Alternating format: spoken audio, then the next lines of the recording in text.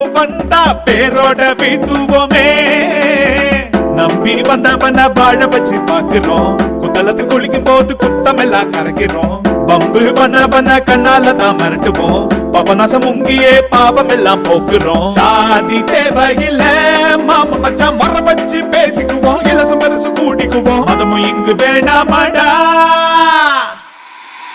தென்காசிக்கார நாங்க, அன்போட திரிவோம் நாங்க.